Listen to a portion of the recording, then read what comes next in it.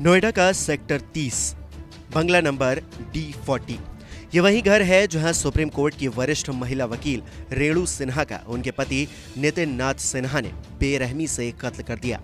वजह थी प्रॉपर्टी। जी हां, जिस कोठी में दोनों रहते थे उसे बेचकर नितिन नाथ ब्रिटेन में सेटल होना चाहता था, लेकिन रेणु घर बेचने के खिलाफ थी। बावजूद इसके नितिन ने अपनी जिद नहीं छोड़ी। घटना वाले दिन यानी कि रविवार सुबह करीब 10 बजे जब नितिन ने कोठी बेचने की बात फिर से की तो रेणु ने उसका फिर से विरोध शुरू कर दिया, जिसके बाद नितिन हाथापाई पर उतर आया और आखिरकार उसने गला दबाकर अपनी बीवी को मौत के घाट उतार दिया। बंगले के ग्राउंड फ्लोर पर हत्याकांड को अंजाम देने के बाद नितिन ने रेणु की लाश को घसीटकर बाथरूम में शिफ्ट कर दिया।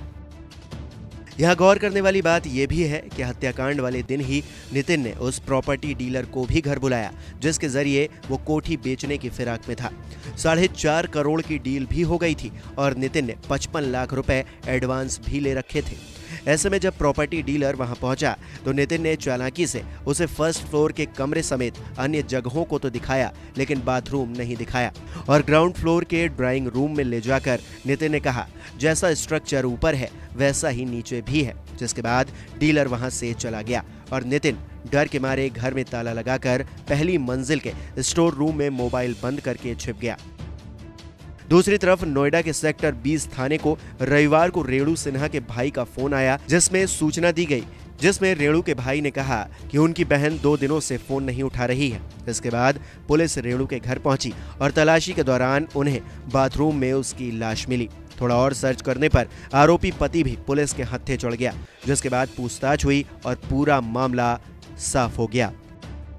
ये कल की सूचना हम लोगों को प्राप्त हुई थी। कल लगभग 4 से 5 बजे के बीच में एक सूचना पुलिस को मिली थी कि सेक्टर 20 थाना अंतर्गत सेक्टर 30 में एक मकान है जिसमें एक महिला जो है वो उसकी डेड बॉडी है, जिसपे तत्काल जो है वो पुलिस फॉरेंसिक की टीम, डॉग स्क्वाड सभी लोग पहुंचे थे और इसमें अंदर से दरवाज़ा बंद था।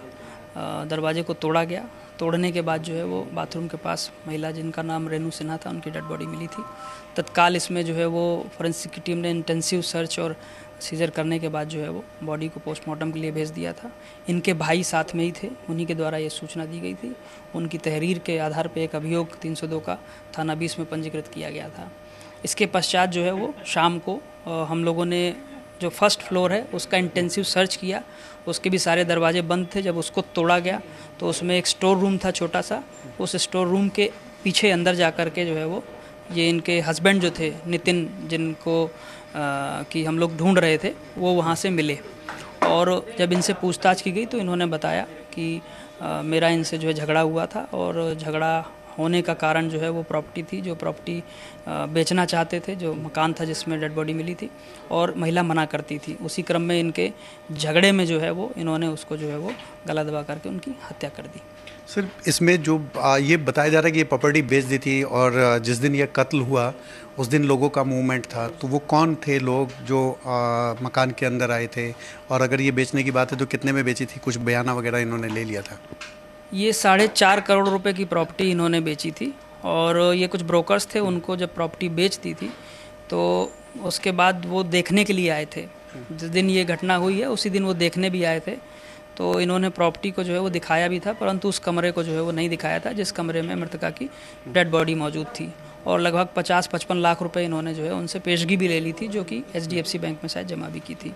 तो इसी चूँकि पेशगी लेने से और बेचने के क्रम से ही जो है वो महिला इनसे नाराज़ थी, क्योंकि ये एंसेस्ट्रल प्रॉपर्टी थी, पैतृक संपत्ति थी और वो इसको बेचना नहीं चाहती थी।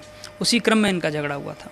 सर, जो इस पूरे मामले में जो ये आरोपी है जो गिरफ्तार हुआ है, ये बता रहे कि करीब काफ़ी देर तक वहाँ पे रुका रहा। इसका आगे का प्लान क्या था? अगर ये कत्ल करके भागा क्यों नहीं? कुछ इसने पूछताछ में बताया कि क्या इसको आगे स्टेप लेना था? ये बेसिकली ऊपर के कमरे में बंद करके अपने आप को अंदर रुक गया था। इसको ये आशंका थी कि जो है मैं भागूंगा तो मुझे पकड़ लिया जाएगा अभी, और चूंकि ऊपर का वो कमरा हमेशा बंद रहता था तो इसको ये था कि शायद इस कमरे को पुलिस सर्च नहीं करेगी और जब ये थोड़ा सा मामला ठंडा होगा तो पासपोर्ट चूँकि इसके पास ही था वहाँ से निकल जाएगा। परंतु ये हम लोगों की प्लानिंग में था। उस समय हमने अपनी पुलिस जो टीम थी वो भी डिप्लॉय कर रखी थी ताकि कोई मकान के अंदर ना आ पाए ना बाहर जा पाए। और जब फर्स्ट फ्लोर का हम लोगों ने सर्च सीजर शुरू किया तो उसमें जो है वो इस रूम को, जो स्टोर रूम था, इसको तोड़ करके और इसमें उस समय उनके भाई मृतका के वो भी मौजूद थे। उनकी उपस्थिति में तोड़ करके जो है जब अंदर देखा गया तो ये वहाँ पे छुपे हुए बैठे थे। सर, ये मौका वारदात से 20 मीटर के आसपास की दूरी थी। जब पुलिस इन्वेस्टिगेशन इसमें हुआ पूरा, तो क्या कहीं कुछ ऐसे एलिमेंट रह गए थे कि जो पुलिस की नज़र नहीं पड़ी उस पर?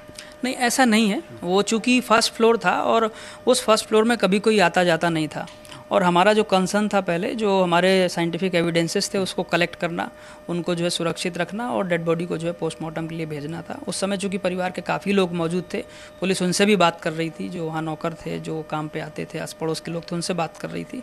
बात करने के बाद जो है वो प्रोसेस कंप्लीट करते करते हमको काफ़ी समय हो गया था। उसके बाद जो है पुलिस ने सेकंड स्टेप में जो है वो फर्स्ट फ्लोर की पूरी रैकी करके और उसको जो है वो वादी की उपस्थिति में ही उस रूम को जो है वो तोड़ा था, दरवाज़ा तोड़ा था और इनको वहाँ से कब्जे में लिया था। सर, इनके पास से जो पासपोर्ट मिला है वो इंडियन पासपोर्ट नहीं है, बाहर विदेशी मूल का पासपोर्ट है।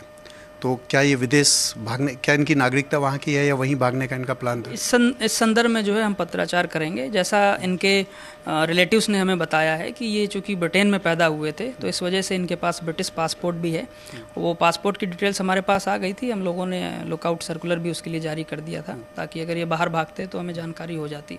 परंतु बाकी जो इनकी और डिटेल्स है, वो डॉक्यूमेंटल डिटेल्स है, वो हम लोग कंसर्न से वेरीफाई कर लेंगे। नमस्कार, मैं हूं मानक गुप्ता।